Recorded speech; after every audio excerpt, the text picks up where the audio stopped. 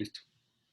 Ok, efectivamente, mi nombre es Axel Barceló y hoy quiero hablar sobre la relación entre cuantificadores y hacedores de verdad, pero más que nada en qué significa que algo haga verdad algo.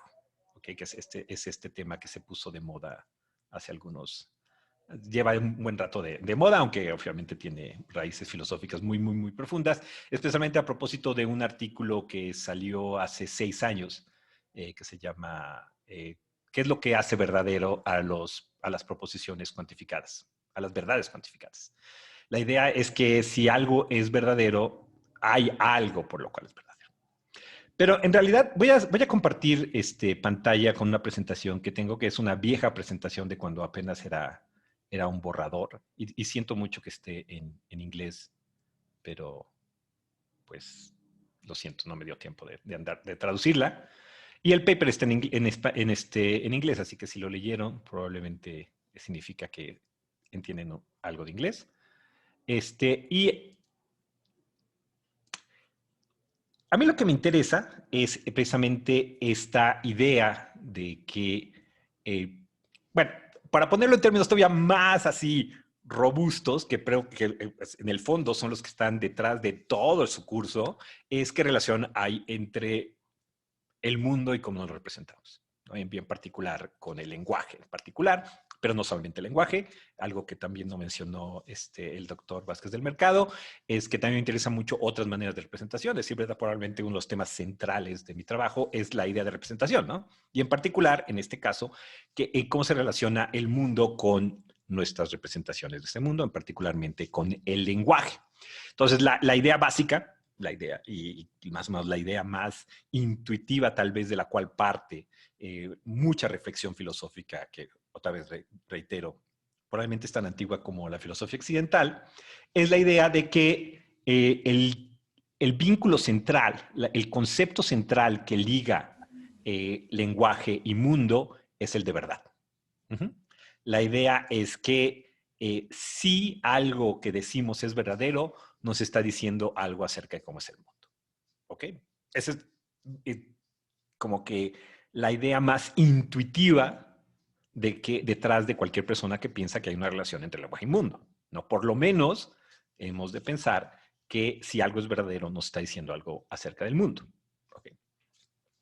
El problema, por supuesto, la razón por la cual esto se vuelve filosofía es porque eso no nos dice mucho, ¿no? La pregunta continúa como cómo podemos hacer una teoría sistemática de qué es lo que nos dice algo que es verdadero. Otra vez, para decirlo de una manera un poco, espero, más simple. Creo que todo el mundo acepta que, bueno, obviamente filósofos hay que hasta esto van a rechazar, pero es muy intuitivo hasta en el mundo no filosófico que si algo es verdadero, nos está diciendo algo acerca del mundo. Lo complicado, en donde es necesario hacer filosofía, es qué nos está diciendo acerca del mundo cuando algo es verdadero. Uh-huh. La idea más sencilla sería decir que, bueno, pues lo que dice el enunciado que es verdadero, si es verdadero, es porque eso es. Entonces, si yo te digo que esto que estoy bebiendo es café y es verdadero eso que dije, entonces esto es café. Entonces, así está. Esa es la idea más sencilla de relación entre el lenguaje y el mundo. El lenguaje es el que es verdadero y el lenguaje, cuando es verdadero, nos dice que algo en el mundo es el caso, y eso que nos dice que es el mundo es el caso es lo que el enunciado dice que cómo son las cosas. ¿Ok? Esa es la idea. Entonces, si el enunciado dice esto es café y esto es verdadero, entonces en el mundo esto es café. Entonces, hay una relación entre lo que comúnmente se llama el contenido de la aseveración y el mundo, si hay una relación de verdad ahí. Estoy tratando de decir algo que es tan intuitivo que hasta es difícil decirlo de una manera filosófica porque es una noción muy intuitiva. Entonces, ¿cuál es el objetivo de una teoría de hacedores de verdad? Es precisamente convertir esta intuición en una teoría general para la relación entre el lenguaje y mundo. Y ahí es donde las cosas ya no son tan obvias. La primera es que como es pues, ¿qué significa decir que algo en el mundo corresponde a la verdad, a una verdad? Y en particular, ¿por qué decimos qué es lo que la hace verdad, en vez de decir simplemente corresponder? Pues porque corresponder es una cosa muy débil, ¿no? Simplemente es como que hay una relación, ¿no? No dice nada. En cambio, decir que algo en el mundo hace verdad eso, establece una asimetría muy importante entre el lenguaje y el mundo. Antes de que continúe, ¿me están escuchando bien? ¿Necesitan que suba el volumen del micrófono o algo por el estilo, que hable más alto? Se está escuchando perfecto. Ok, entonces voy a seguir hablando en ese tono. Pero ya saben que me pueden interrumpir en cualquier momento, pueden levantar la mano aquí en el Zoom, pueden escribirme en el chat, yo los estoy checando, no hay ningún problema. Espero que lo que he dicho hasta ahorita es muy sencillo. Pero bueno, ¿cuál es la idea de que, por qué decimos, no solamente decimos que cuando algo es verdadero es porque le corresponde un hecho o algo en el mundo, sino que también decimos algo más fuerte, que es que ese hecho en el mundo es lo que hace a el enunciado verdadero. La razón por la cual hablamos así es porque queremos establecer una asimetría entre lenguaje y mundo, donde el mundo es más fundamental en algún sentido metafísico, que ya sé que ustedes más o menos ya empezaron a ver en esta clase, y que el lenguaje. O sea, no es que esto es café porque es verdadero el enunciado esto es café, sino que es al revés, que si yo digo que esto es café, esto es verdadero porque esto es café de hecho. Entonces, la idea es que hay una relación eh, asimétrica en donde una cosa es explicada por la otra. Entonces, la verdad es explicada por la realidad. Esto que yo digo es verdadero porque el mundo es como esto que dije dice que es. Esa es la idea fundamental detrás de toda la teoría de hacedores de verdad. Entonces, ¿qué es lo que busca una teoría de hacedores de verdad? Pues convertir todo esto en una teoría general sobre el lenguaje, porque cuando uno dice una cosa tan simple como que esto es café, pues parece que no es tan difícil decir que la verdad, el hecho que corresponde a esta verdad es el hecho de que esto es café. Bueno, no lo voy a inclinar suficiente porque se me va a tirar, pero es café. Café de olla aparte. Ok, entonces uno diría, pues, qué complicado, qué más, ¿por qué habría filosofía aquí? ¿Dónde está lo complicado en ello, no? Y bueno, pues ahí es donde entra mi trabajo, porque hay una asimetría fundamental entre nuestra concepción del mundo y nuestra concepción del lenguaje. Realmente el lenguaje y el mundo creemos muchos, no sé, a decir verdad, esta es una idea otra vez que, como las anteriores, está muy arraigada dentro de la filosofía occidental, hasta tal vez sea de sentido común, pero que también es importante cuestionar, ¿no? Esta idea de que hay esa relación entre el lenguaje y el mundo. Y lo complicado es que pensamos que el lenguaje y el mundo están estructurados de maneras distintas, ¿sí? El lenguaje tiene una estructura compleja, ¿sí? Hay verdades que son compuestas. Las verdades pueden componerse de manera conjuntiva, disyuntiva, con condicionales. El lenguaje nos permite hacer muchísimas cosas con las verdades. Entonces podemos subordinar unas verdades a otras, podemos juxtaponer verdades. El lenguaje es muy, muy, muy plástico en ese sentido. Sin embargo, la mayoría de los filósofos occidentales no piensan que el mundo esté estructurado de esa misma manera, sino que piensan que la estructura de la realidad es muy, muy, muy simple. Es la más simple de todas. Es una especie de estructura acumulativa. Si ustedes conocen mi libro del 2019 sobre el análisis, el último libro que he sacado, pues es todo sobre esta idea, ¿no? Esta idea que se tiene de que la estructura más simple es el mero juntar cosas, como apilar cosas, ¿no? Entonces, la mayoría de la gente, la mayoría de los filósofos que piensan sobre esto, piensan que la realidad es así, es un mero montón de hechos. Sí, que es la realidad, es un montón de hechos. El hecho de que esto es café, el hecho de que yo esté hablando español, el hecho de que Alejandro se apellide Vázquez, todos estos hechos, ¿ok? Algunos, como ustedes ya tal vez vieron, piensan que algunos de ellos son fundamentales, otros no, pero por lo menos al nivel fundamental, la idea es que hay un montón de hechos, ¿ok? Y no es que no es que estén muy estructurados, no es que tengamos hechos disyuntivos y hechos conjuntivos y hechos condicionales y hechos modales y hechos temporales y hechos de ese tipo. Mucha gente no le gusta hablar así, ¿no? Piensa que más bien nada más hay hechos y que todas estas otras cosas, como las disyunciones especialmente, pero también las implicaciones, las cuantificaciones, todas esas cosas, más bien pertenecen a otro aspecto, no al de la realidad, sino al de cómo nos representamos la realidad. Uh-huh.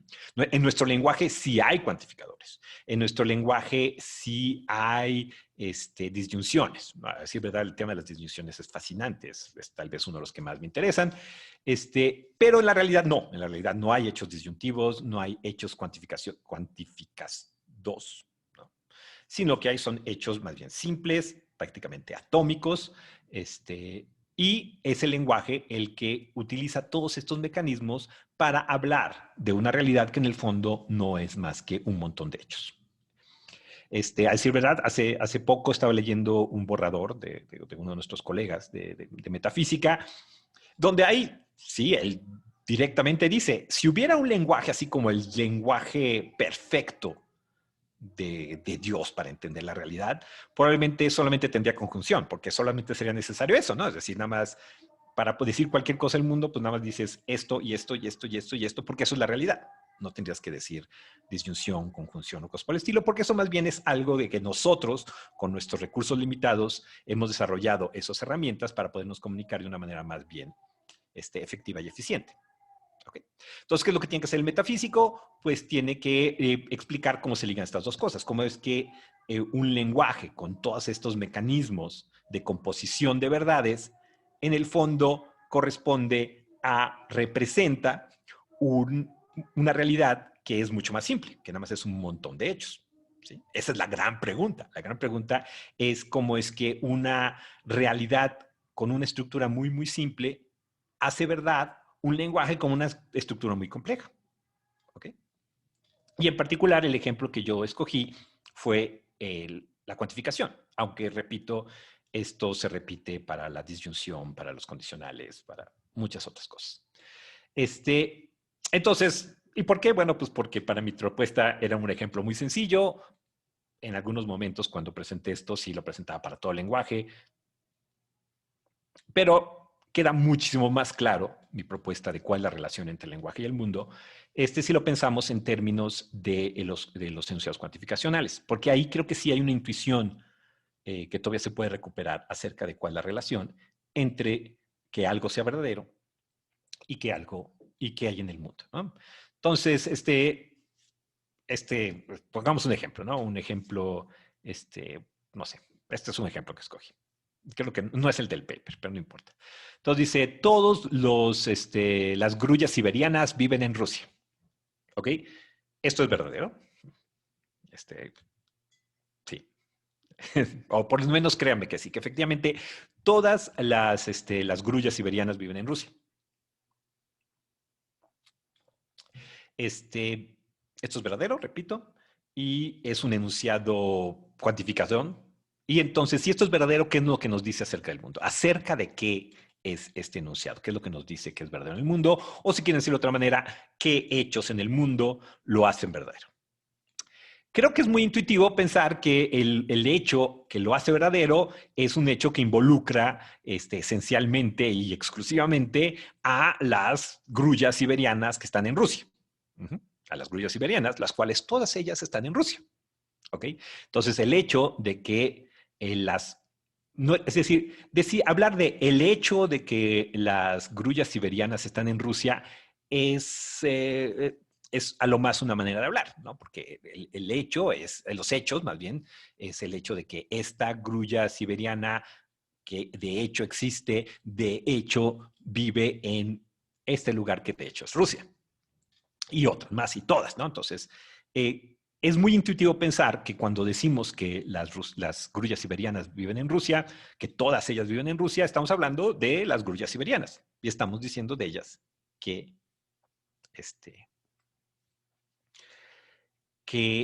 viven en Rusia. Sin embargo, desafortunadamente, nuestras teorías más comunes, las más tradicionales, vamos a decirlo así, acerca de cuál es la relación entre lenguaje y mundo no son consistentes con esta hipótesis que suena muy de sentido común. ¿Por qué? Y esta es la idea. La idea es un poco sutil, así que pongamos atención. Se piensa que para que un hecho en el mundo haga verdadera una proposición, entonces ese hecho debe de ser suficiente para que esa proposición sea verdadera.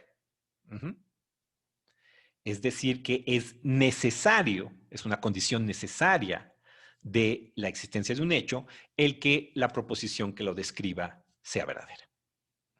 Es decir, no debe esa es la mera idea de hacer verdadero, eso significa, ¿no? Aquí tengo una cita precisamente de Connie Chain y Charles Pidgeon del 2006, en donde dicen, pues, eso es lo que significa decir que hay una relación entre lenguaje y mundo. Esto es lo que significa decir que algo hace verdadero otra cosa, ¿no? Entonces dicen, leo la cita de Chain y Pidgeon, un hacedor de verdad que no es suficiente para hacer verdadera la proposición verdadera, pues suena más bien como un hacedor de verdad que realmente no hace nada verdadero. Y entonces, pues no es un hacedor de verdad. Entonces, la idea intuitiva de Chain y Pidgeon y de muchos otros filósofos es que hacer verdad significa ser una condición suficiente de la verdad de algo. Que por alguna extraña razón se ha trabado mi presentación. Ahí está. Entonces, la idea es que todo hacedor de verdad y para toda proposición y en todo mundo posible, si ese hecho hace verdadera esa proposición en un mundo, entonces esa proposición tiene que ser verdadera en todo mundo en el que existe. Ese es el principio ya formalizado, ¿no? O semi-formalizado.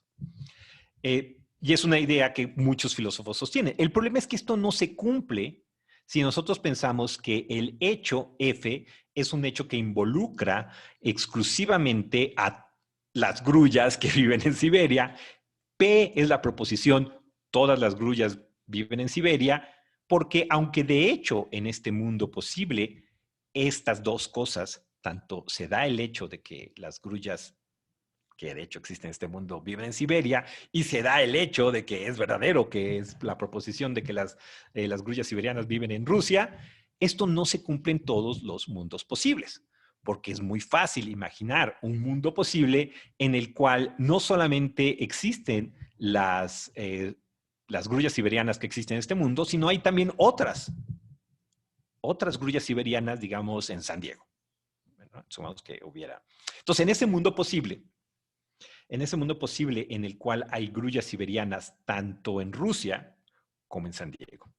Y por mor del argumento, supongamos que las que viven en Rusia son las mismas que viven actualmente en Rusia, las que viven en ese mundo posible en Rusia, son las mismas. Entonces, en ese mundo posible, existe aquello que hace verdadero a nuestra proposición en nuestro mundo, pero sin embargo, en ese mundo posible la proposición no es verdadera y por lo tanto no es que el hecho de que las grullas siberianas que viven actualmente en el mundo viven en Siberia no es suficiente para hacer verdadera la proposición de que las grullas siberianas viven en Siberia, no, en Rusia.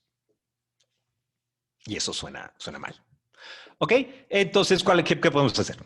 ¿No? Entonces, esto es un problema que existe, que ya se conoce en la filosofía, en la literatura desde hace siglos, y han habido muchas maneras de resolverlo. Una es postular que hay tal vez, aparte de hechos, la realidad está conformada por otras cosas que también son responsables por la verdad de cierto tipo de proposiciones. Entonces, no sé, por ejemplo, en este mundo, tal vez lo que hace verdadero que todas las grullas siberianas viven en Siberia no es solamente el hecho de que las grullas siberianas viven en Siberia, sino también un hecho negativo de que no hay otras grullas, o un hecho, la ausencia de grullas en otros lados, o tal vez un hecho totalizador, que es el hecho de que esas son todas las grullas y no hay más grullas. No sé, como que se necesita algo más, ¿no? Y hay muchos filósofos que han estado trabajando en pensar qué otra cosa hace la realidad aparte de los hechos singulares, simples, concretos, que es responsable de la verdad de las cosas que decimos cuando utilizamos cosas como el lenguaje cuantificado. Pero hay otros que han dicho, bueno, pues entonces eso significa que no, que más bien las únicas cosas, las únicas verdades que tienen hacedor de verdad son las verdades más simples. Que eso excluye a las verdades cuantificadas, ¿no? Bueno, por lo menos este tipo de verdades cuantificadas que son accidentales, que son contingentes. No voy a hablar de qué pasaría si el universal fuera necesario, pero en este tipo de generalizaciones que son contingentemente verdaderas, pues algunos filósofos van a decir, no, ahí no hay nada que las haga verdaderas. Son verdaderas, pero no hay nada que las haga verdaderas. Y bueno, mucha gente no le gusta esta manera de hablar, porque, pues, ¿cómo? Son verdaderas, pero nada las es verdadero. No, está muy raro. La tercera es simplemente, mucha gente ha dicho, bueno, pues quién sabe. Sigamos con nuestra vida, preocupémonos de otras cosas. Okay. Y pero hay una cuarta opción, que es la que exploro en este artículo, que es decir que no, sí hay algo que las hace verdaderas y es eso que intuitivamente pensamos que es responsable de su verdad, que es el hecho de que las grullas siberianas, las que de hecho existen en Rusia y que no se necesita nada más en el mundo para hacerlas verdaderas. De hecho, eso es lo que las hace verdaderas. Y que más bien el error, voy a argumentar, es pensar, es qué entendemos por hacer verdadero, ¿no? Entonces, más bien lo que hay que revisar es nuestra concepción sobre la relación entre lenguaje y mundo, no en particular sobre las cuantificadores o qué es la realidad, sino más que nada pensar qué papel juega la realidad en la verdad. ¿Ok? Pues estamos haciendo filosofía, ¿no? En particular, mi propuesta es decir que el hacer verdad, el hacer algo verdadero, no significa que lo que hace que algo verdadero es suficiente en un sentido modalmente fuerte, sino suficiente en un sentido más débil, que es lo que comúnmente se le llama una suficiencia derrotable. Entonces, lo que yo propongo en este artículo es introducir en nuestra metafísica y en particular en nuestra relación entre lenguaje y mundo el fenómeno de la derrotabilidad, que es un fenómeno que, aunque no se originó en la filosofía, ya ha tenido mucho impacto en la filosofía. Originalmente viene del derecho, a decir verdad. La noción de derrotabilidad viene de la teoría de contratos del siglo pasado, pero después se ha ido desarrollando en otras áreas, en particular en varias áreas de la filosofía. Y bueno, para los que no sepan qué es la derrotabilidad, yo creo que sí es muy ilustrativo pensarlo en su contexto original, que es precisamente el contexto del derecho, ¿ok? Y en particular en la teoría de los contratos, ¿ok?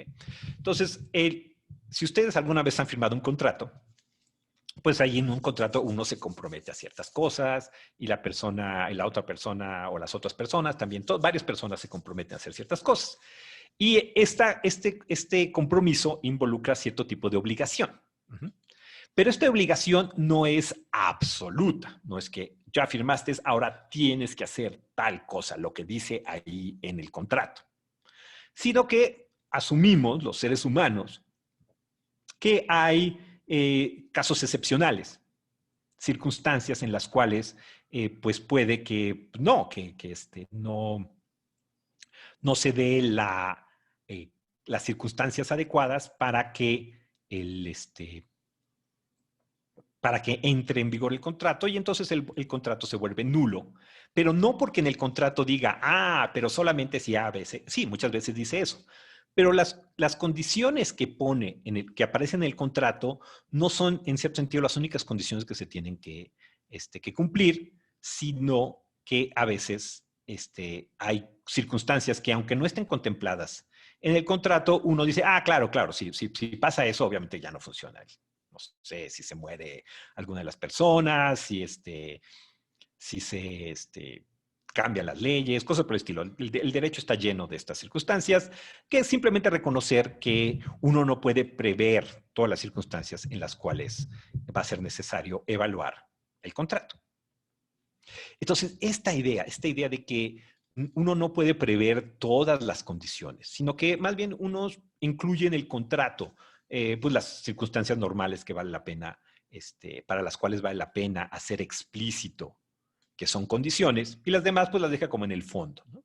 Entonces, esta idea, ¿no?, de que hay ciertas cosas que uno pone al frente y otras que deja de fondo, unas que hace explícitas y otras que hace implícitas, unas que son como normales y otras que son extraordinarias, es una distinción muy útil, que pronto los filósofos se dieron cuenta que era muy útil. Los primeros en trabajar esta idea fueron los lógicos, ¿no? Los lógicos fueron los que crearon la lógica derrotable, que es otra vez la idea de que nuestros argumentos, por ejemplo, y nuestras inferencias, casi nunca en un buen argumento la conclusión se sigue las premisas, sino que muchas veces la conclusión se sigue las premisas en circunstancias normales, si no hay casos excepcionales, el antecedente de las premisas hacen explícitas ciertas condiciones para la conclusión, pero hay otras que están en el fondo, que se dejan implícitas, pero que serían excepcionales o menos normales. Es decir, se traduce el lenguaje que se había desarrollado originalmente en el derecho a un lenguaje lógico. Después también se introdujo a la epistemología. Ahí tal vez el doctor Vázquez del Mercado les pueda hablar más, porque él sabe más de epistemología que yo, pero luego en epistemología. Y bueno, la idea es que yo quiero también introducirlo al mundo de la metafísica. Entonces, la idea es que creo yo que la relación entre lenguaje y mundo es de este tipo. Es como la relación entre un contrato y su cumplimiento, o entre las premisas y la conclusión de un buen argumento. Que el argumento es bueno y la conclusión se sigue de las premisas, aun cuando muchas veces no es condición suficiente la verdad de las premisas para la verdad de la conclusión. Entonces, la idea aquí es la misma. Un pedazo de realidad puede ser responsable y hacer verdad un pedazo de lenguaje, aun cuando la verdad, que la existencia de este hecho no sea necesariamente suficiente para la verdad de esto, sino que es suficiente en las circunstancias actuales, en las circunstancias reales, en el mundo real. Aunque, por supuesto, que pueda haber posibilidades, tal vez muy rematas, tal vez excepcionales, en las cuales ya esto no sea suficiente para esto, es decir, no sea suficiente el hecho para la verdad. Y yo creo que eso es lo que pasa precisamente en nuestro ejemplo de las grullas, ¿sí? Es que las grullas de San Diego no son aquello de lo que habla la proposición. No son aquello que hace verdadera la proposición cuantificada, sino que son los derrotadores, posibles derrotadores, más bien, porque no son derrotadores, posibles derrotadores de la verdad de esa proposición. Entonces, hay, digamos, si queremos hablar así, para que sea verdadero la proposición, las grullas de Siberia viven en Rusia, es necesario como condición explícita, normal, como aquel aspecto de la realidad del que estamos hablando, que las grullas pues vivan en Siberia, ¿no? Porque de eso trata la proposición. Pero eso no significa que detrás, en el fondo, hay un montón de otras cosas que damos por sentadas, pero que también tienen que funcionar para que eso sea verdadero. En particular, no tenía que haber grullas en otros lados, ¿sí? Pero no es que no haya grullas en otros lados, o que sí, que no haya grullas en otros lados, sea parte de lo que estamos diciendo cuando decimos que las grullas viven en Siberia. Entonces, hay como que el contenido representacional, que también a veces se le llama, aquel pedazo del mundo del que estamos hablando cuando decimos que las grullas siberianas viven en Rusia, es una serie de hechos que involucran grullas siberianas en Rusia. Entonces, no estamos hablando acerca de posibles grullas en San Diego, en que pueden existir en otros mundos posibles. Estamos hablando de lo que sucede en este mundo y que en este mundo, de hecho, las grullas siberianas efectivamente viven ¿cómo se llama? En Siberia. Otra manera de ver esta relación es, espero que les sirva este diagrama. Entonces, la idea es que lo que queremos explicar es la relación entre la realidad y, o sea, el mundo y el lenguaje. Entonces, del lado izquierdo está el mundo, del lado derecho está el lenguaje. Entonces, en el mundo están los hechos, ¿no? Los truth makers, los hacedores de verdad, que involucran cosas, ¿no? Como grullas, como países, como Rusia, bueno, dependiendo también de su ontología. Ahí van a ustedes meter su ontología. De lo derecho van a estar las proposiciones y lo que se llaman truth bearer. ¿Cómo se traduciría eso en español? Aquellas cosas que pueden ser verdaderas. Obviamente lo más obvio es pensar en proposiciones, en enunciados, pero tal vez ahí también haya diagramas, haya también fórmulas y otras cosas por el estilo. ¿Sería portadores? Ay, perdón. Claro, portadores de verdad. Uy. Y mi pobre director de tesis va a estar ahorita revolcándose en su tumba de que se me olvide. Sí, eso es algo que él trabajaba mucho y estudié mucho con Raúl Orayen. Sí, perdón. Portadores de verdad. Ok, entonces los portadores de verdad son como el aspecto del lenguaje o de nuestras representaciones que queremos relacionar con el mundo. Entonces la idea es que el hacer verdad es esencialmente una relación de representación. La relación entre aquel aspecto de la realidad que hace verdadero ese elemento del lenguaje. Entonces, la idea es que es esto lo que está relacionado. Pero cuando esta relación puede ser derrotada. ¿Qué significa derrotar? Derrotar significa que puede haber un tercer elemento que, digamos, pues sí, derrotar, que borre, que elimine, que deshaga la relación entre hacedor de verdad y portador de verdad. ¿Sí? Es decir, no es que, sí, cuando existe el derrotador no hay relación. Cuando no existe el derrotador, sí hay. ¿Sí? La idea es que si no hay derrotador, se da esta relación de hacer verdad entre el hecho y el, el portador de verdad, entre el enunciado y aquello que lo hace verdadero. Si aparece el derrotador, pues esa relación deja de existir. Y bueno, aunque el derrotador ahí tal vez no debería ponerlo en medio, más bien del lado izquierdo, porque es parte de la realidad. ¿Okay? Entonces la idea es que si en la realidad existen tanto el hacedor de verdad como el derrotador, entonces ya no hay relación. El derrotador como está ahí una barrera, predice una especie de, sí, como una barrera que no permite que se relacionen el hacedor de verdad con el portador de verdad.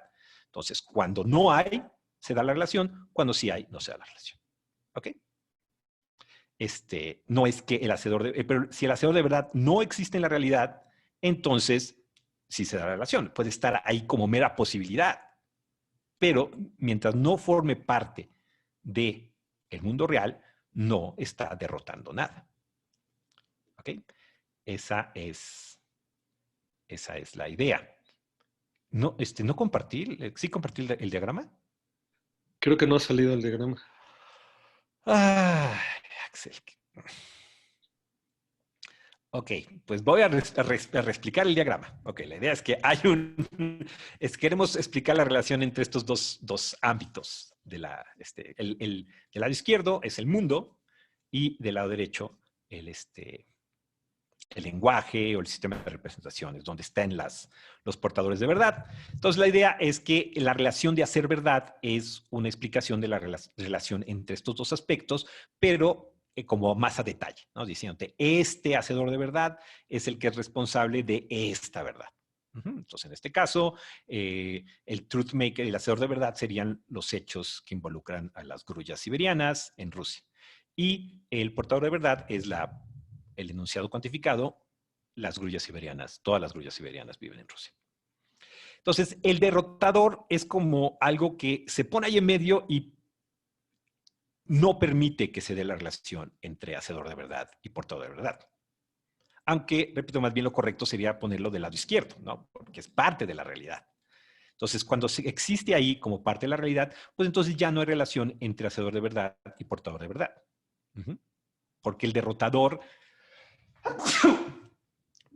esa es su función, ¿no? Derrota la relación entre hacedor y verdad y portador de verdad.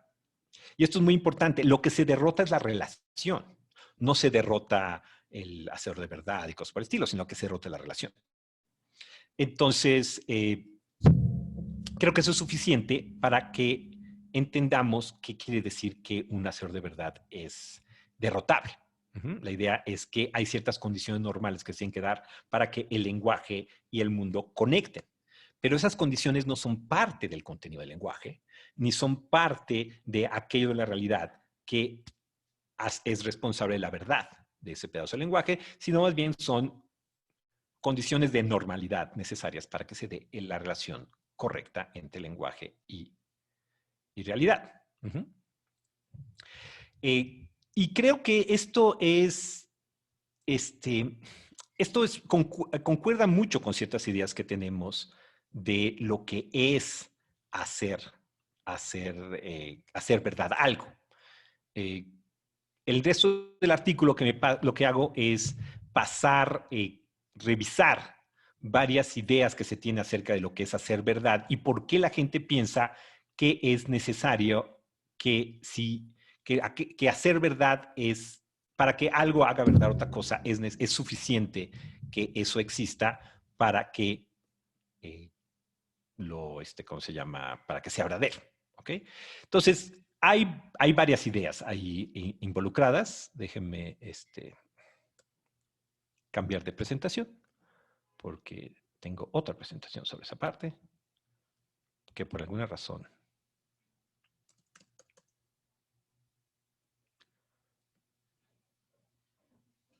no sé por qué desapareció de mí.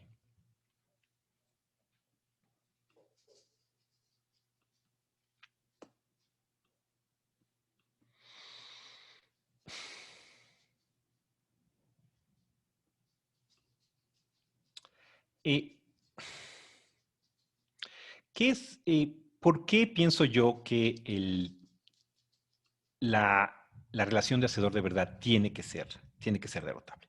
Yo creo que si nosotros nos preguntamos, como que entramos más en cuál es la relación entre lenguaje y mundo, qué es lo que queríamos hacer, pues vamos a decir cosas como que, bueno, lo que queríamos era explicar por qué algo es verdadero.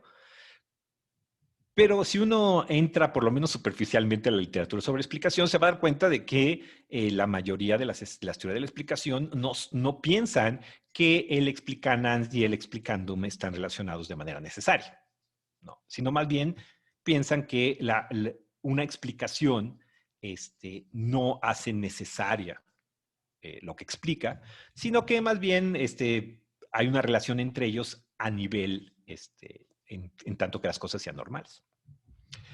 Pero, y lo mismo pasa si nos tomamos muy en serio la idea de hacer verdad, ¿no? También nuestra noción intuitiva de que algo haga otra cosa, por ejemplo, no sé, cocinar un pastel, cuando decimos que una persona hizo un pastel, pues también tenemos en el fondo ciertas condiciones de normalidad que no son parte de hacer el pastel, pero que son necesarias en el sentido metafísico para que el pastel exista. Entonces también nuestra noción de hacer algo es derrotable, nuestra noción de explicación es derrotable. Entonces, si ya tenemos esta intuición metafísica de que la relación entre lenguaje y mundo es parecida a la relación entre hacer, como hacer un pastel, o explicar, como cuando explicamos por qué estamos aquí en Zoom y cosas por el estilo. Entonces, no es tan sorprendente pensar que la relación entre lenguaje y mundo también es derrotable. Sin embargo, antes de que termine, sí quiero mencionar una razón que a mí me parece más profunda, sí, modestia aparte, digamos, porque estoy hablando de mi propio trabajo, es de por qué la relación entre lenguaje y mundo es derrotable, que tiene que ver con la naturaleza misma de la verdad. Entonces, déjenme tomar un poco de café, que ya me estoy quedando sin voz.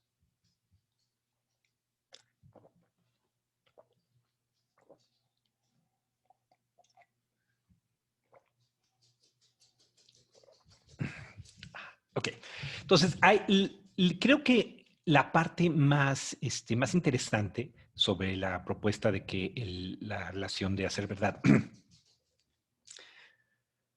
es derrotable es que es no solamente entender qué significa explicar, sino qué significa explicar una verdad. Uh-huh. Okay. Entonces, lo voy a tratar de decirlo de manera más simple. Si yo quiero explicar por qué... Permítame, están tocando la puerta y no hay nadie en casa. Tengo que... Bueno, si quieren, alguien puede ir pensando en una pregunta en lo que... Sí, por favor pongan pausa porque están tocando. Un segundo. Y creo que es paquetería.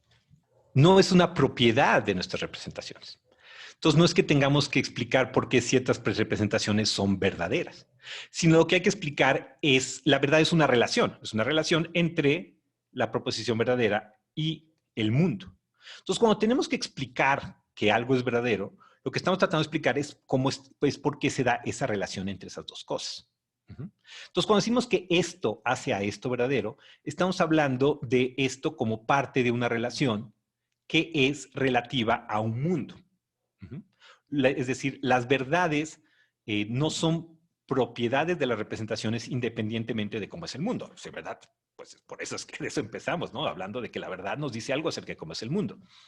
Entonces, si nosotros queremos explicar, por ejemplo, por qué es verdadero que las grullas siberianas viven en Rusia, estamos tratando de preguntar por qué en el mundo actual, en el mundo como este de hecho es, en el mundo real, las grullas siberianas viven en Rusia. Ajá. Entonces, estamos tratando de explicar por qué hay una relación relativa a este mundo, digamos, entre el mundo, el mundo real, y esa verdad. ¿Sí? Entonces, por eso es que no tiene sentido decir que tenemos que tomar en cuenta posibles grullas siberianas en San Diego que no son parte de la realidad, ¿no? Porque si en un mundo real distinto, efectivamente, no todas las grullas siberianas viven en Rusia, aunque de hecho las grullas siberianas que existen en el mundo real también existen, o sus contrapartes, dependiendo de cuál es su ontología, viven en ese otro mundo y no son suficientes para que sea verdadero, pues eso no importa, porque eso no es lo que estamos tratando de explicar, ¿no? No estamos tratando de explicar por qué en ese otro mundo no es verdadero, sino estamos tratando de explicar por qué en este mundo es verdadero. Si tuviéramos que tratar si quisiéramos explicar por qué en ese otro mundo es falso, pues sí, ahí tendríamos que hablar de que hay, pues de que hay grullas en San Diego. Pero si lo que queremos explicar es por qué en este mundo las grullas viven en Siberia, pues no debemos de preocuparnos de que podría haber otras grullas en San Diego. Esa es la idea de fondo. La idea de fondo es que tenemos que poner atención acerca de qué es lo que queremos explicar cuando estamos diciendo que queremos explicar la verdad de algo. ¿Sí?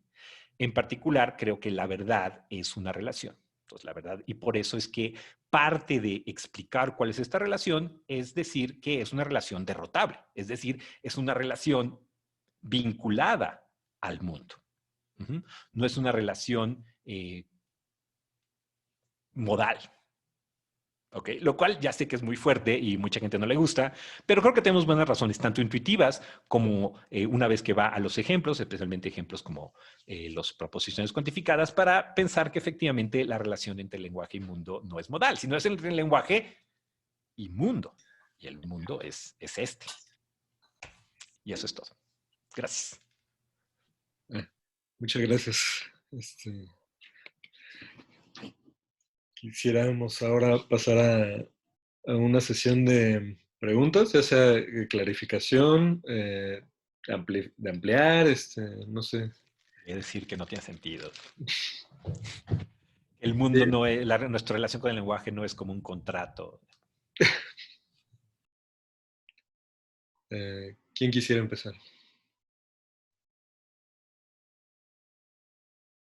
A ver, en lo que se animan a una pregunta muy sencilla es, ¿cuál es, en esta literatura, cuál es el orden en que entra el problema de la notación canónica y el problema de los hacedores de verdad? Porque, por ejemplo, yo podría empezar por decir, mira, la notación canónica para los enunciados universales debe ser esta, cuantificador universal y una implicación, y luego buscar a partir de eso qué teoría de hacedores de verdad le va a corresponder a eso, o al revés, ¿no? Decir, primero está el problema de encontremos cuál es el hacedor de verdad para esto y a partir de ahí determinamos cuál debería ser la notación canónica para esto. Ok, la verdad es que no entiendo por qué eso tendría que estar, por qué esos dos problemas tendrían que estar relacionados. Disculpe, está pasando un avión. Sí, claro. Sí, por ejemplo, si tú dijeras que tú quieres traducir un enunciado universal como no existe una, por ejemplo, en vez de decir todas las grullas siberianas están en Rusia, puedes decir no hay una Rusia siberiana que no está en Rusia, digamos, ¿no? Entonces, en ese caso, parecería que si tú determinaste que es tu notación canónica, entonces dirías, pues entonces más bien voy a buscar un hecho negativo que haga verdadero esto, ¿no? Como en un espíritu muy cuaineno, ¿no? Muy, ya entendí. Creo que ya entendí la pregunta. Este, ok, yo sé lo que creo y por dónde he estado trabajando. eh, y lo que trato de hacer es mostrar por qué es más útil hacerlo como yo lo hago, que como tú bien dijiste, es la segunda manera. Es decir, eh, no hay que tomarse a la notación más en serio de lo que es. Más importante. Es muy importante, pero no es tan importante como la gente piensa. Precisamente, parte de mi trabajo que estoy haciendo, tú lo sabes, especialmente últimamente, es tratar de distinguir qué notación de lo que los metafísicos llaman ideología, ¿no? Entonces, hay una diferencia entre las dos cosas.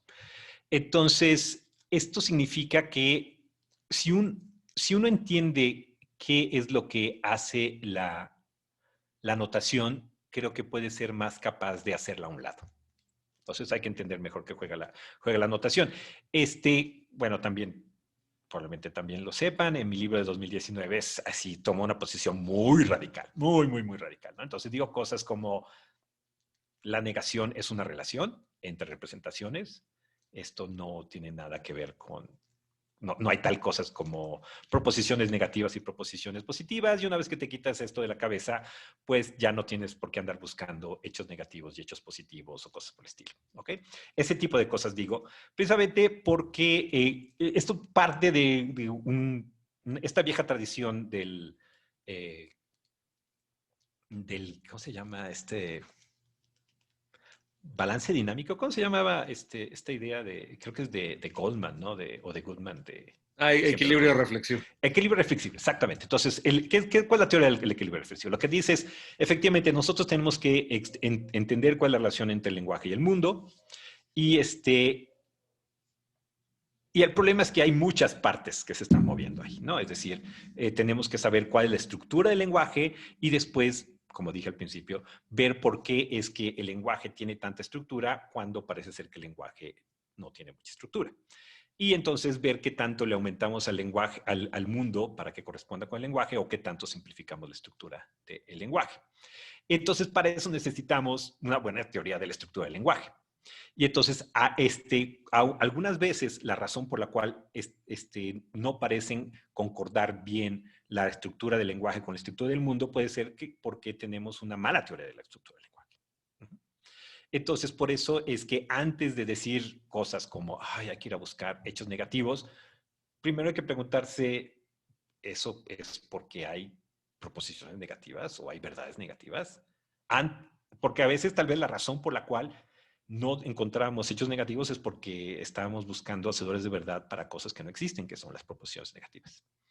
En este caso, pues yo partí de que sí hay proposiciones y sí hay verdades cuantificadas, pero tal vez tienes razón, habría que preguntarse si existen las proposiciones cuantificadas o esto no es más que nada un artefacto del hecho de que en nuestro lenguaje tenemos palabras como todos y tenemos términos plurales y cosas por el estilo, que también es un trabajo que estoy tratando de hacer.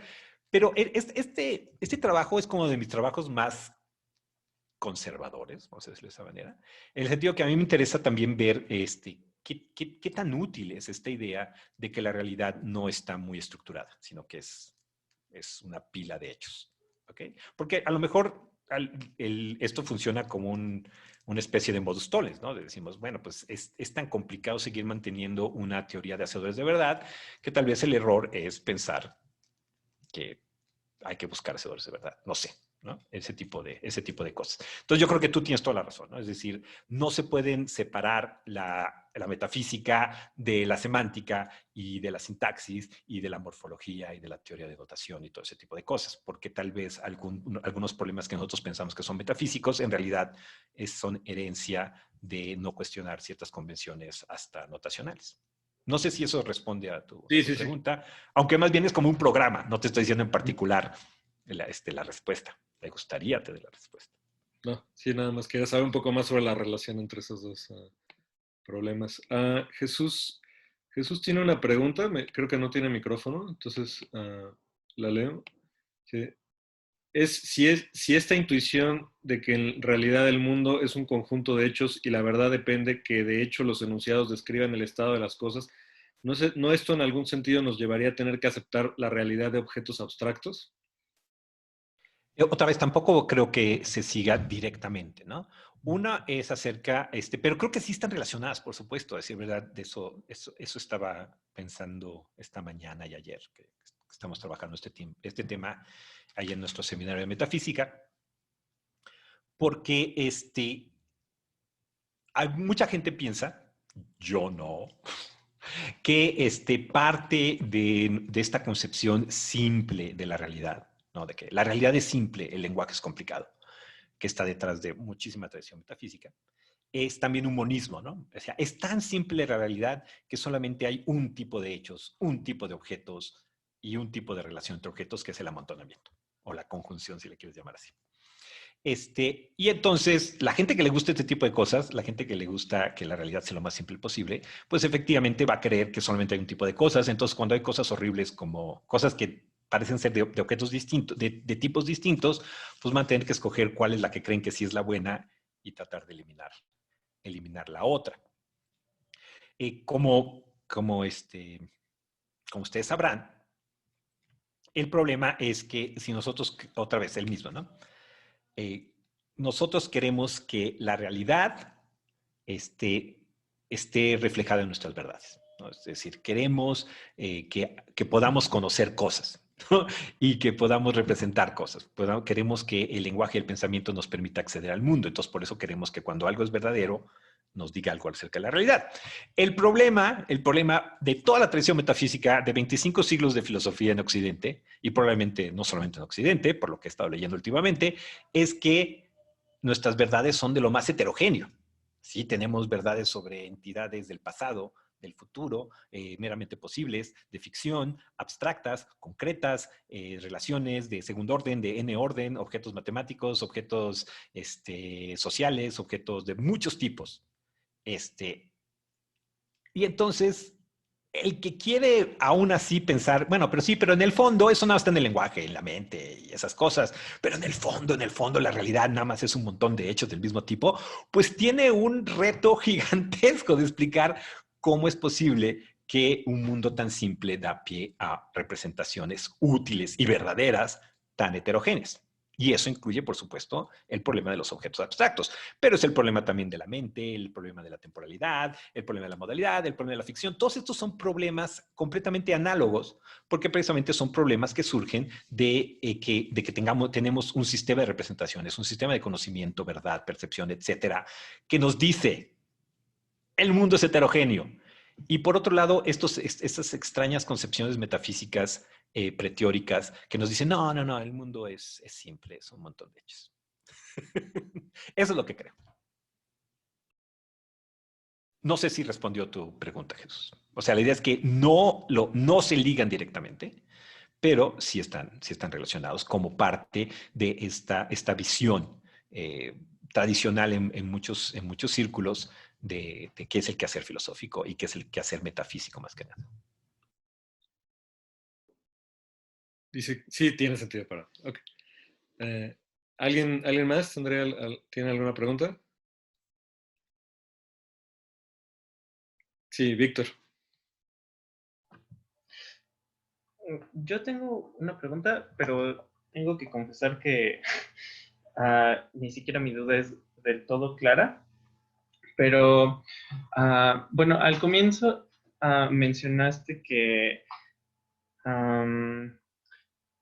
la teoría de los hacedores de verdad era como una modificación, ¿no? O una mejora como a una teoría de correspondencia de la verdad, ¿no? O sea, en donde había como una asimetría entre el lenguaje y la realidad, ¿no? O sea, que eso era una parte distintiva, ¿no? Y que a la correspondencia, o sea, la teoría de la verdad como correspondencia, o sea, que no aclaraba mucho, ¿no?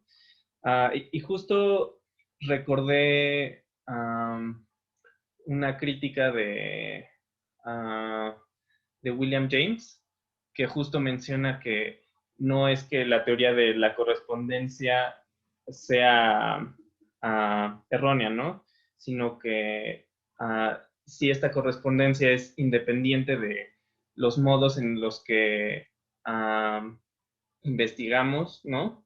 O sea, que esa correspondencia con la realidad es algo oculta, ¿no? Entonces, mi duda es si la teoría de los hacedores de verdad, o sea, tiene esa dificultad como con, uh, con la objeción de James, ¿no? O si ¿Puedes, puedas puedes mencionar repetir, algo. ¿puedes repetir la objeción de James así rápido, esta última parte nada más? Sí, claro. Si, si mal no recuerdo, ¿no? Decía que no es que la teoría de la correspondencia sea errónea, ¿no?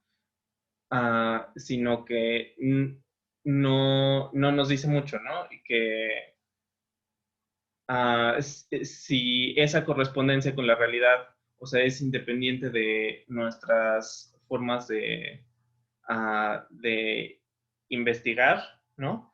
O sea, esta correspondencia es oculta, ¿no? Ay, Y perdón, Víctor. bueno, creo que ya. Ajá. O sea, te referirías a como que depende de nuestros intereses, partimos el mundo en distintos hechos, algo así es como lo que tienes en mente. Uh, pues esto es parte de lo que no tengo del todo claro como con, incluso con mi duda, ¿no? Pero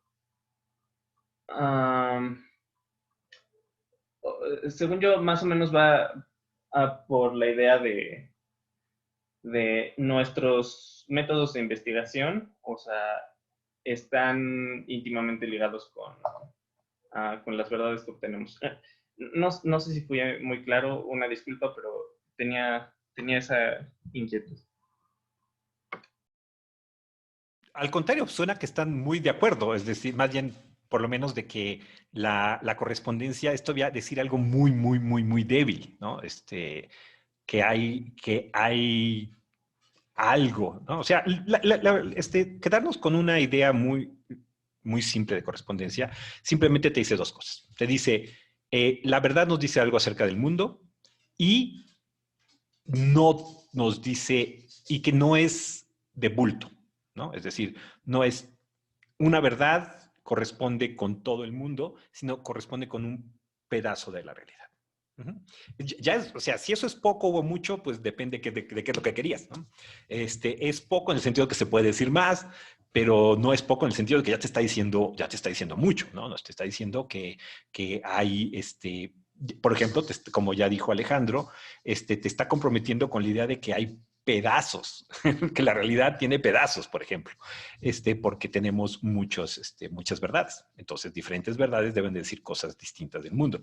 Tenía una parte de mi presentación, pero ya hablé durante mucho tiempo, nada más sobre este punto, porque este punto puedes, o sea, desde una cierta perspectiva parece que estás diciendo muy poco, pero desde otra estás haciendo un compromiso metafísico muy fuerte, ¿no? Estás diciendo que,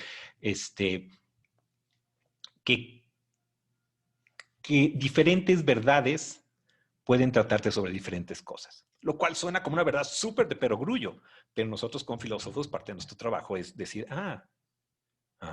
¿será cierto? ¿No? O sea, sí es muy intuitivo pensar que la verdad de que este está vacío, ya se me acabó el café, qué triste, y que esto es una galleta, tratan de cosas distintas, ¿no? Y eso, eso es parte de la teoría de la correspondencia. Pero eso es cierto, lo que tiene razón James es que esa base, aun si aceptas esa base muy mínima, puedes complementarla en muchas direcciones, ¿no? Puedes complementarla en esta vía asimétrica, que es la teoría de los hacedores de verdad. Puedes llevarla hacia una relación muy monista, pero también, como bien dijo Alejandro, puedes llevarla en una posición pluralista, ¿no? Puedes decir, ok, hay una correspondencia, pero no todas las verdades tienen que corresponder con aspectos de la realidad que forman una unidad, por ejemplo, ¿no? Entonces ya le añades un poco de metafísica, etcétera, etcétera. Entonces, la pregunta es, aun si reconoces que esto no es suficiente, tienes que decir dos cosas. ¿Qué falta? Y ¿por qué falta? ¿No? ¿Por qué no, no es suficiente decir lo que dice la teoría de la correspondencia? Como tú bien dices, si efectivamente James piensa que falta, tiene una propuesta de hacia dónde piensa que se debe de llevar. Nuestros queridos amigos de las teorías de hacedores de verdad también piensan que le falta y la quieren llevar en una dirección distinta. Porque la gente de teoría de hacedores de verdad, y esto es muy interesante, su tema principal no es el lenguaje, sino es la relación entre el lenguaje y el mundo. No es tratando de explicar cómo funciona el lenguaje, sino qué podemos saber del mundo a partir del hecho de que algunas cosas de las que decimos son verdaderas. Entonces, por eso es que quieren tener una imagen del lenguaje más simple que aquella de los que nos interesa cómo funciona el lenguaje. ¿Cuál lenguaje? ¿No? Entonces, por eso es que también vamos a tener diferentes tipos, va a ser muy distinta. Una teoría de verdad que satisface las necesidades de alguien que se dedica a la lógica va a ser muy distinta que una teoría de verdad que va a satisfacer los intereses de una persona que se dedica a la metafísica. Y eso tiene toda la razón, James. Ok, dice que perfecto. ¿Alguien más quisiera hacer alguna pregunta? Sí, Jesús. ¿Lo vas a hacer por texto? No, bueno, es que... Ahora sí ya puedes hablar. Ok. Bueno, es que yo tengo una pregunta, pero no sé si sea como, bueno, si tenemos esta asimetría evidente entre la complejidad del mundo y del lenguaje, digamos que será donde partimos, me recuerdan, o por lo menos pienso que en qué sentido sería útil rescatar un lenguaje más sencillo, ¿no? Como un característico universalis o cosas de ese tipo, o sea, hasta qué punto valdría la pena ese proyecto. Y de ahí pues podríamos, bueno, se me ocurrió derivar otra pregunta, y es como, Dímela, siguiendo sí, quiero oír la segunda. a Wittgenstein, de que los límites de mi mundo son los límites de mi lenguaje, pero si mi lenguaje supera los límites del mundo, entonces, ¿qué significa o sea, qué significa eso? ¿Y qué tipo de cosas atiende los enunciados que superan al mundo, ¿no? Esas serían las dos preguntas. Gracias. Por supuesto, estás identificando dos de los grandes, gigantescos problemas en este tema, en el tema de cuál es la relación del lenguaje y mundo. Voy a empezar por el segundo porque sí, verdad, es mucho más simple y es algo que también quise como dejar sugerido durante la presentación, que es que la gente que cree, hay un nombre para la gente que cree que hay una simetría, esta geometría que tú llamaste evidente entre lenguaje y mundo, que se les llama realistas. El realista es aquel que piensa que efectivamente es más fundamental, hay una independencia por lo menos entre cómo es el mundo y cómo pensamos y cómo decimos y cómo representamos al mundo. Pero como tú sabrás, hay muchísimos, hay una larga tradición de filósofos en Occidente, y no solamente en Occidente, que no piensan esto, ¿no? Que piensan que no existe esta asimetría entre lenguaje y mundo, sino que el lenguaje también puede tener prioridad, por lo menos en algunos casos, sobre el mundo, y que en algunos casos la explicación se da en sentido contrario, que el mundo es como es porque ciertas cosas son verdaderas, no ciertas cosas son verdaderas porque el mundo es como es. Y bueno, hay muchos ejemplos. Nuestros queridos amigos constructivistas sociales les encanta generar ejemplos de este tipo. La gente que no le gusta el constructivismo, pues va a decir, no, esta simetría es fundamental, esto es algo que no vamos a quitar de nuestra filosofía, porque queremos que el mundo sea mundo independientemente de nosotros. Mientras que la otra hipótesis, la hipótesis de que no existe esta simetría, lo que nos está diciendo es que por lo menos en ciertos casos el mundo es como es porque lo representamos de la manera que lo representamos y que la relación a veces se da en el sentido contrario. Yo creo eso. Especialmente, como ya dijo Alejandro, en mi trabajo en geometría euclidiana, y no solamente yo, sino otros filósofos como Madeleine Montesquieu y Marco Panza, pues si tú ya ves cómo se hace la geometría euclidiana, tiene sentido pensar que por lo menos para este tipo de hechos la relación se da en el sentido contrario, donde las verdades son las que explican por qué la geometría es como es, en vez de que la geometría es como es, explica por qué estas verdades se dan en Euclides. Entonces, esta es mi respuesta a la segunda pregunta. Efectivamente, esa simetría, aunque parezca muy evidente, es una hipótesis filosófica muy, muy fuerte. Es la hipótesis del realismo. Así de sencillo. Respecto a la primera pregunta, que creo que es la pregunta en el fondo de Alejandro, del principio, ¿no? La pregunta es, si nos está causando tantos problemas el lenguaje como es para relacionarlo con el mundo, ¿por qué no mejor cambiamos el lenguaje a uno que refleje mejor su relación con el mundo? Y sí, tienes toda la razón. O sea, eso es a lo que se dedican nuestros queridos amigos que hacen metafísica formal, que hacemos metafísica formal. Famosamente Frege, famosamente Carnap, toda esta gente. Pues sí, bueno, y tú ya lo dijiste también, Leibniz, ¿no? Claramente. Y precisamente lo que decían es, pues mira, para ponernos wittgensteinianos, dado que tú también ya lo llamaste, ya lo trajiste a colación.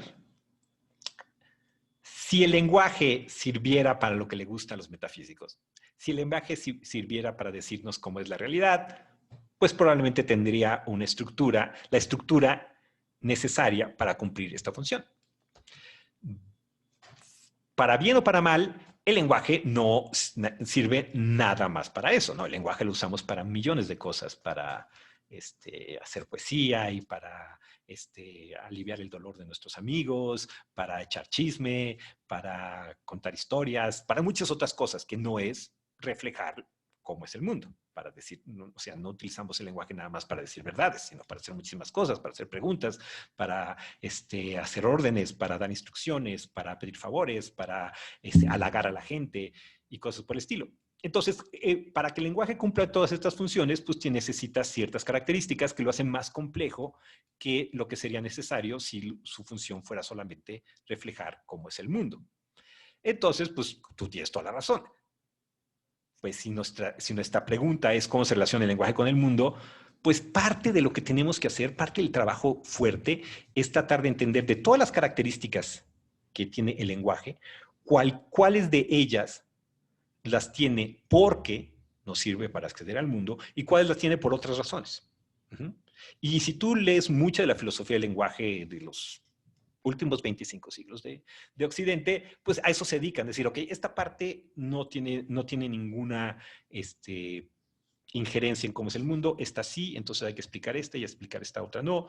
Y por eso es que también no es accidental que mi capítulo del libro es sobre la conjunción, que es sobre la cuantificación, porque como ustedes han estado viendo durante todo el semestre, es muy natural pensar que dentro de las características estructurales del lenguaje que parecen que sí tienen que ver con su función representacional, es decir, su función de decirnos cómo es el mundo, están los cuantificadores.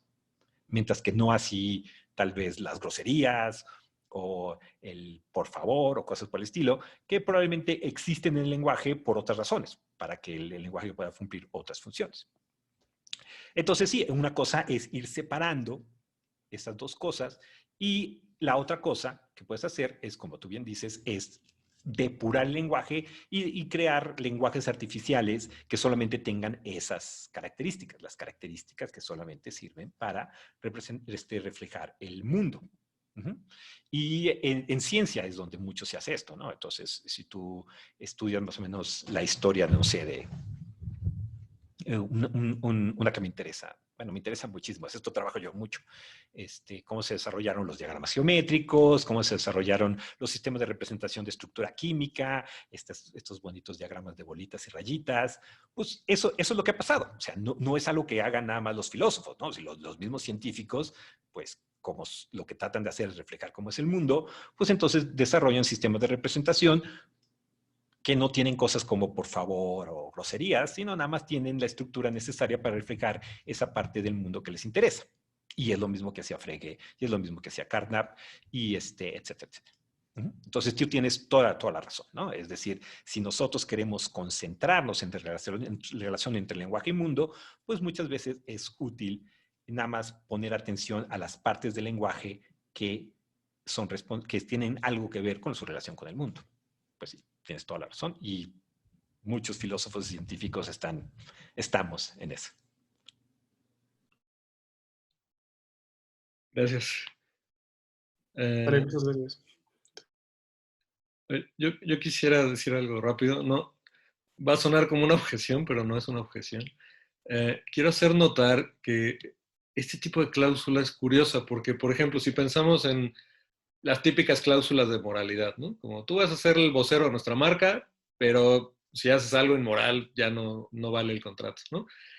Pues ahí la cláusula o parece que el derrotador es algo muy distinto, ¿no? Al contenido de la cláusula, ¿no? Al contenido de los deberes del contrato, ¿no? O sea, el deber es, tú tienes que hablar por nuestra marca, usar nuestros tenis, y el derrotador es otra cosa, ¿no? Y aquí parece que el derrotador es algo muy similar, ¿no? O sea, como decir, todas las grullas siberianas están en Rusia, ¿y cuál es el derrotador? Pues que haya grullas que no estén en Rusia, ¿no? Entonces, no sé si esta asimetría a lo mejor afectaría un poco la idea de la propuesta. Por supuesto, esto es un punto súper profundo, que aparte sí, obviamente está relacionado con tu primera pregunta. Es otra manera de decirla, como que más incisiva y más profunda. Y yo espero tener una respuesta, porque sí, efectivamente, si no puedo responder tu pregunta, mi propuesta es ad hoc, súper ad hoc, ¿no? Entonces, por eso es que en el paper tengo estas dos partes, ¿no? Y también en la presentación traté de decir que las dos partes son importantes. Primero, existe esta herramienta, que es la derrotabilidad. Y si la introducimos, resolvemos el problema. Pero si ahí me quedo, entonces tú tienes toda la razón. Ahora, la pregunta es, sí, pero ¿esto es un caso de derrotabilidad o nada más porque te da el resultado que tú quieres lo vas a traer a colación? ¿No? Y tienes toda la razón. Entonces, por eso es que introduje la segunda parte, ¿no? La segunda parte, que es este análisis acerca de qué es la verdad, es la que nos va creo yo, no, sí estoy seguro que así funciona, sí nos va a fundamentar por qué esto sí es un caso de derrotabilidad, ¿ok? Entonces, el punto central es el que tocas de mencionar, ¿ok? Tiene que haber una manera no ad hoc de distinguir qué cosas son condición y qué cosas son derrotador, que no sea simplemente donde me conviene. Aun cuando decir simplemente lo que conviene, sí avanza algo la discusión, porque lo que estás diciendo es recupera nuestras intuiciones, lo cual no es poco, ¿okay? Pero no es suficiente, tienes razón. Entonces, creo yo que esa segunda parte de la teoría, que es entender qué es la verdad y que lo que está explicando, trata de cumplir esa función. Te está diciendo, no, grullas siberianas actuales y grullas siberianas en otro mundo sí son cosas muy distintas. Son parecidas en algunos casos lo suficiente como para haber creado esta confusión. Pero son cosas distintas si uno pregunta qué es lo que está explicando. Porque, como tú bien sabes, todo es parecido en algún sentido y distinto en otro. Lo importante es si son parecidos en el aspecto relevante o distintos en el aspecto relevante. Entonces, lo que trata de hacer mi teoría es mostrar por qué el aspecto relevante es ser del mundo, no ser grullas. ¿Ok? ¿Por qué? Pues porque, pues bueno, ya lo dije, ¿no? Porque si lo que está tratando de explicar es verdad, y verdad es algo que tiene que ver con, con la relación del mundo tal y como es con la representación, entonces tú necesitas que el explanandum, siempre se me olvida cuál es cuál, sean cosas del mundo. Entonces, eso te permite que la distinción entre grullas posibles y grullas actuales sea principled, no sea ad hoc. Y por eso estas quedan del lado de hacedor de verdad y estas quedan del lado de derrotador.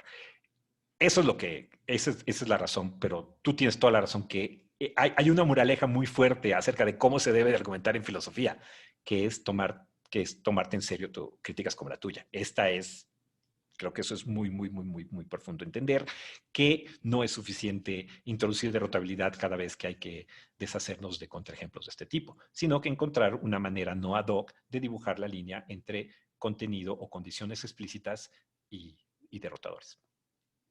Ok, muchas gracias, Axel. Ahora, eh, ¿alguna pregunta? A ver, de preferencia una mujer que quiera preguntar.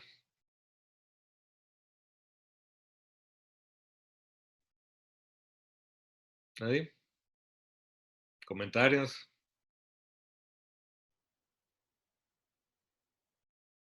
Sí, Andrés. Hola, no había querido participar o decir algo porque soy oyente, entonces solo quería dejar espacio a los participantes de la clase original, pero bueno, ya que no hay más preguntas, me pongo a decir algo. Una de ellas, perdón por el ruido. Una de ellas es sobre yo veo, no sé si me equivoco, una gran diferencia entre las opciones que fueron tratadas, las otras tres opciones que se mencionaron, y esta opción principalmente porque tratan de los mundos posibles y en esta se concentra en uno solo. Em, aquí es más complementaria, es mi pregunta. Quiero que complemente usted sobre ese aspecto.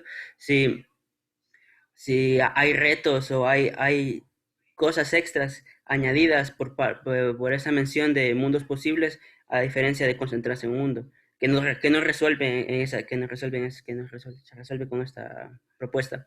Pero otra, quizá más importante, que fue tratado con la primera respuesta de Jesús, y es por la que me, me animé a preguntar esto, es si esta simetría evidente que se ha tratado y la existencia de tipos de verdades distintas o la sí, heterogeneidad de la verdad en el mundo, como se ha considerado durante 25 siglos de metafísica, como he dicho, eh, implica entonces que aceptado ya el compromiso realista, o al menos esa cercanía con esto, entonces, si la teoría aquí presentada necesita de antemano una comprensión o una teoría sobre el mundo en general para poder hacerla efectiva y no solo ser instrumental para el problema que se está tratando o se resuelve en este asunto.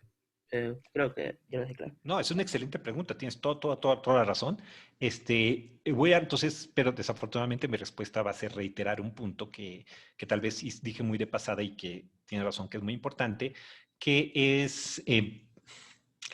que es muy difícil hacer metafísica pura o semántica pura o cosas por el estilo, sino que más bien preguntarnos por algo tan profundo como cuál es la relación entre el lenguaje y el mundo, tiene muchas aristas. ¿Ok? Entonces, algunas veces tú vas a decir, ok, tal vez este compromiso que adquirí hace 20 siglos, en mi teoría es lo que está creando el ruido y tal vez hay que moverle por ahí. O tal vez no, tal vez es esta pequeña cosa que acabo de introducir ahora la que está causando el problema. Y no hay manera, y es como un arte, ¿no? Es tratar de ver qué es lo que vas a moverle, ¿no? Lo que sí es muy importante, y gracias por mencionarlo, Andrés, es que uno tiene que tratar de ser lo más explícito posible acerca de cuáles son los compromisos que está trayendo la discusión para que la gente sepa dónde le puede mover si es que no le convence alguna propuesta teórica o por qué lados lo podría seguir explorando, ¿no? Entonces, por ejemplo, aquí ya en la sesión de preguntas y respuestas ya salieron muchos lugares por donde podía uno moverle, uno podía irse pragmatista, uno podía irse wittgensteiniano, uno podía volverse idealista, uno podría ser pluralista, uno podría ser constructivista, y entonces va a ver las cosas de manera distinta.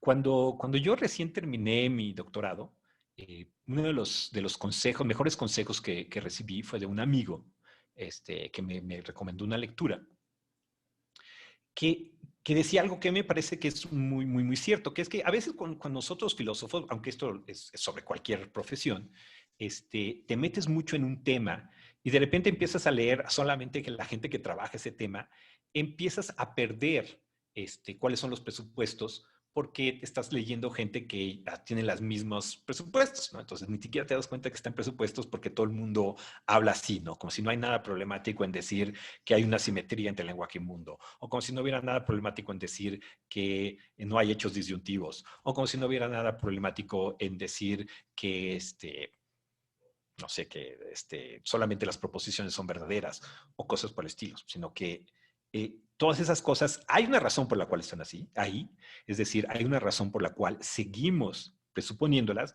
pero eso no significa que no son eso, que no son presuposiciones, que en algún momento tal vez vamos a tener que cuestionar.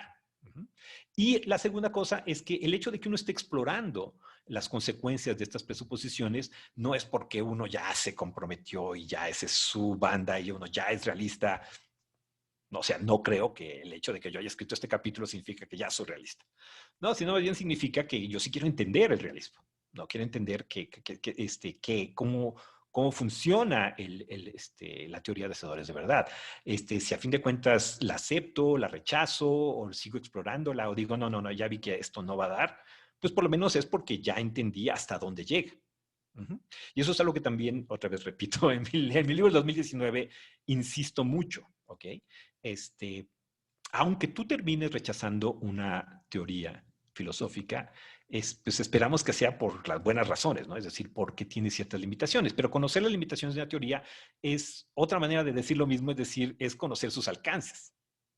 Es decir, ok, yo sé que el realismo me puede explicar todo esto. Tal vez esto no tanto, pero por lo menos ya sé que puede llegar hasta aquí, ¿no? Entonces, creo que es una mala costumbre de muchos filósofos estar buscando siempre el contraejemplo o el problema, y no hacer el trabajo inverso, ¿no? De también ver hasta dónde se puede llegar una teoría, aun cuando al final uno termine rechazándola. No sé si estoy malinterpretando tu punto, pero creo que eso es hacia dónde ibas. Sí, sí, no aseguraba que lo defendiera, pero sí iba por esa vía.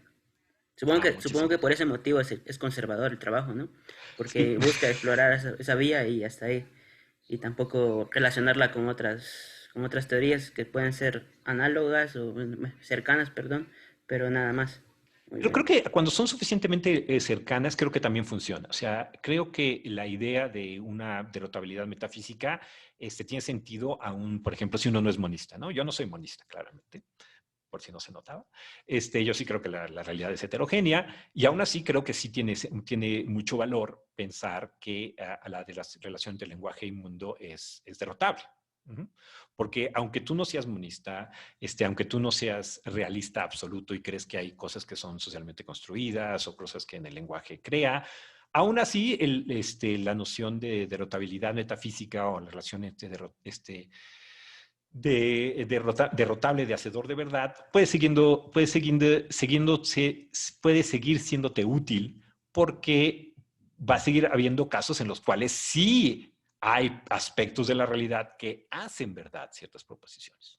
Aun cuando no todas las verdades fueran hechas de una manera asimétrica por el mundo, van a haber algunos casos en los que sí va a serlo, creo yo. Y entonces en ese caso también tiene sentido seguirnos preguntando qué tipo de relación es esa, qué tipo de relación es la relación de hacedor de verdad.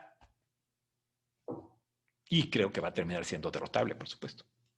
Aparte de que creo que la noción de derrotabilidad todavía tiene muchas otras aplicaciones y sigue dando mucho que dar ya lo mencioné, en epistemología, en ética, en lógica, etc.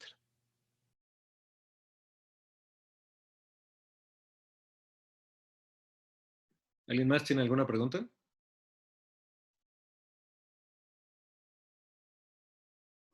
¿Nadie? ¿Puedo preguntar yo otra cosa? Sí, por favor.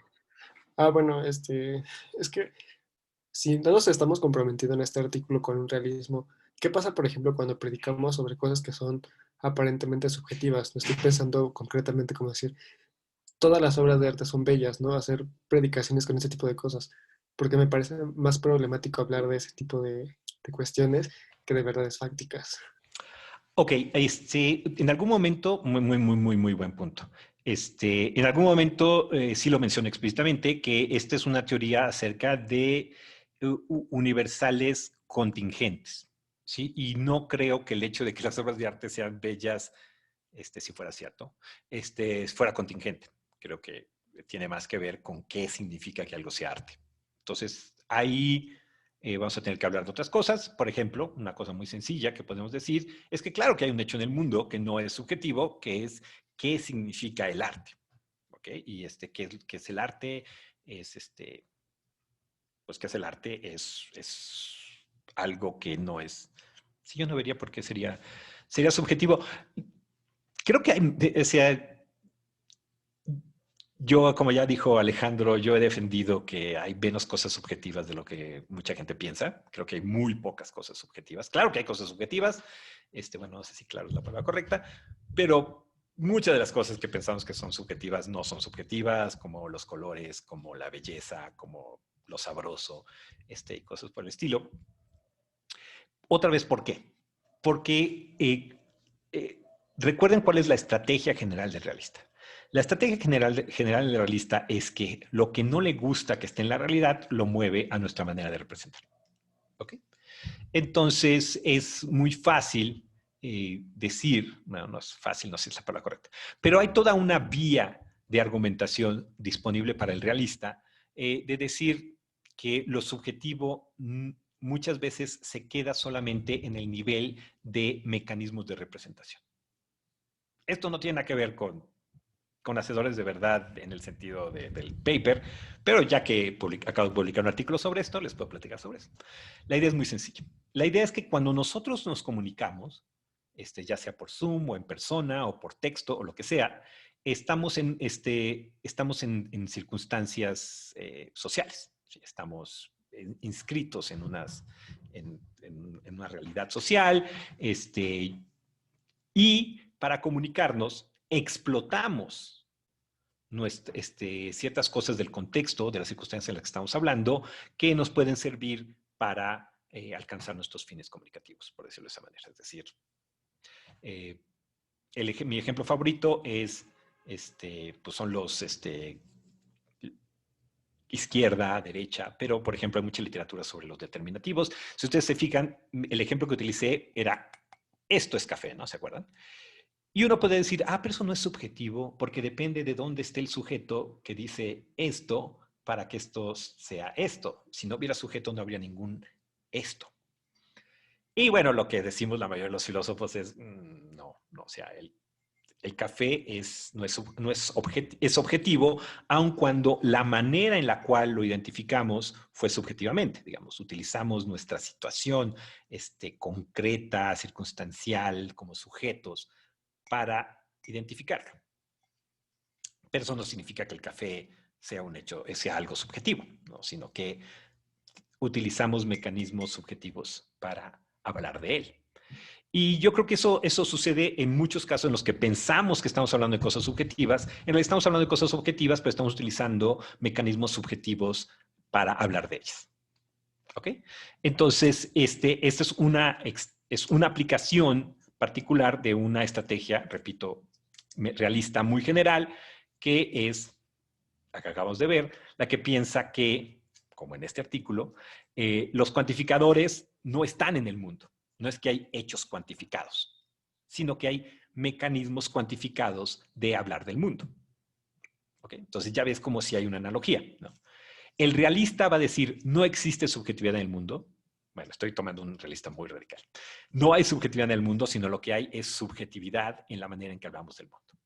Así como el realista sobre cuantificadores va a decir, más bien en contra de los cuantificadores, va a decir, no hay cuantificación en el mundo, lo que tenemos son mecanismos cuantificados para hablar del mundo. Entonces, tenemos enunciados cuantificados, como las grullas siberianas viven en Rusia, pero no tenemos hechos cuantificados. Lo que tenemos son hechos particulares sobre grullas particulares en lugares particulares.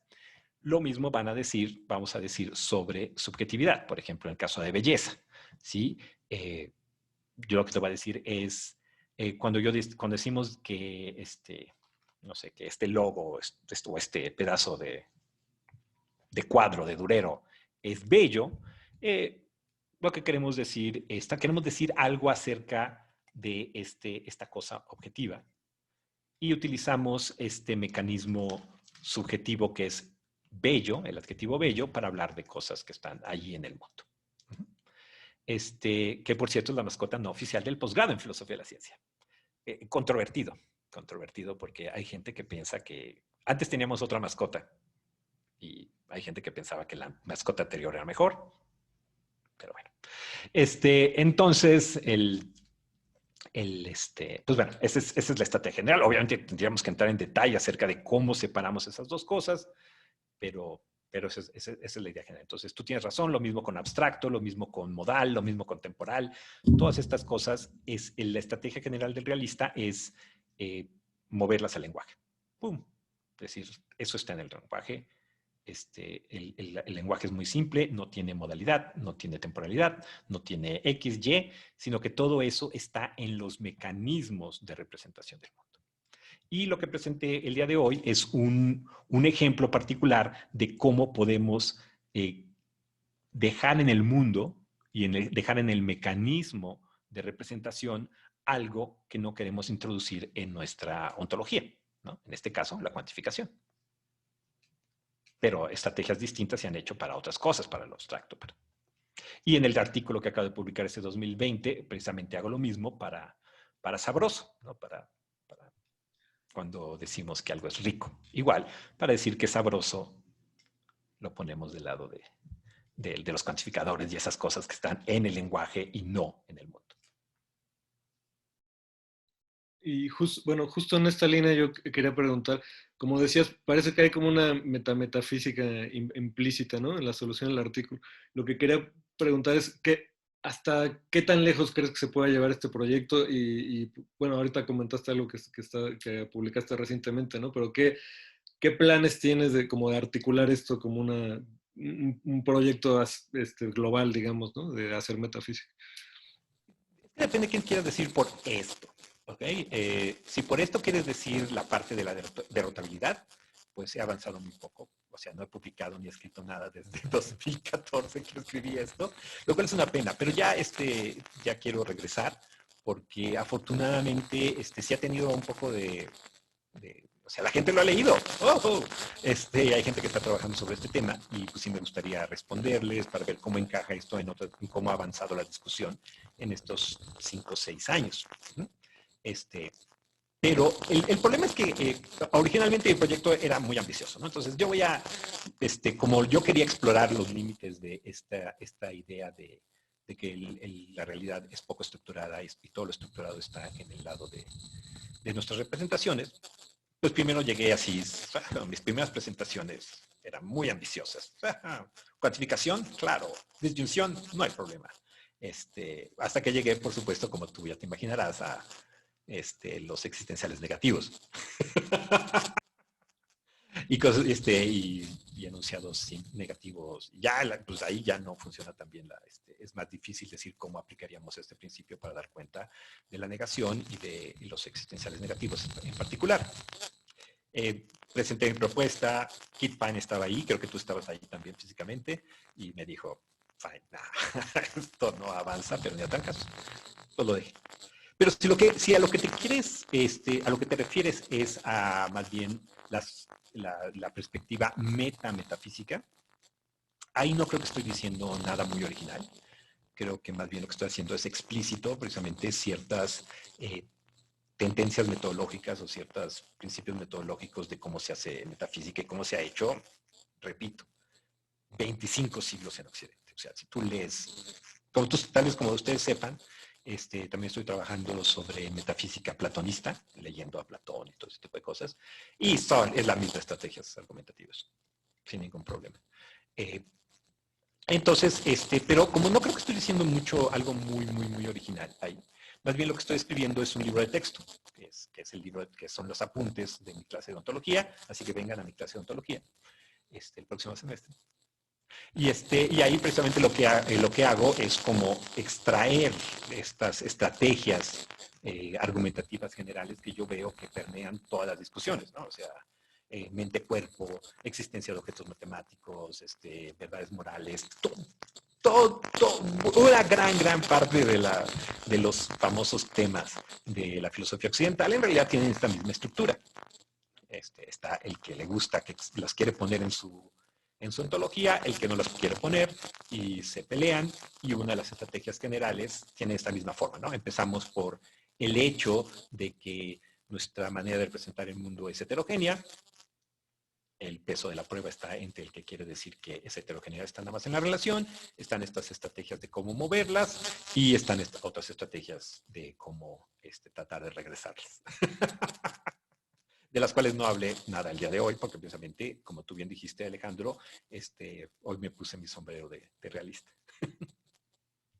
Oye, nada más, tu audio se estaba, bueno, ya, pues ya casi acabamos, pero como que se empezó a viciar un poquito, empezó a sonar como falso contacto en los últimos minutos. Espera, y Sí, es que mi tarjeta de audio es mala. Que diga, está descompuesta desde hace unos días, no sé por qué. Y no sé, no quiero comprar una nueva porque salen muy caras. Entonces ya la desconecté. Entonces ya me oyen. sí está bien. Pero se oye distinto.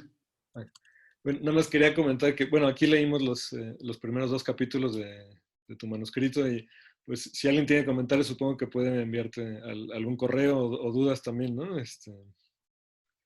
Bueno, entonces sí, ya saben que ahí lo que trato de hacer es pues sí, describir estas estrategias generales, metafísicas, como tú le llamas. ¿Tenemos tiempo para una última pregunta? ¿Alguien quiere hacerla? ¿Nadie se anima? Bueno, pues sí, para encontrar al doctor Axel Barceló, pues está su página en el instituto, ahí viene su correo, me lo pueden pedir a mí y pues no sé, ¿ahora tienes algún seminario? ¿Un curso? ¿Cómo? Un Aparte seminario de de investigación sobre hacia que yo dirija, no, ah, pero lo voy a mucho. sí. Está el del miércoles, mañana tenemos el de metafísica con Torsa, tengo otro de filosofía de lenguaje numérico con Carmen Curcó, a veces voy al de arte más ciencia con María Antonia González, al de filosofía de la mente de Miguel Ángel Sebastián. Sí, decía que si tenías alguno sobre estos temas por si alguien quería visitar. Pues, pero pues pueden venir a mi clase, pueden venir de oyente a la clase del próximo semestre de ontología 2. Ok, pues muchas gracias por la plática y gracias por compartirnos todo esto.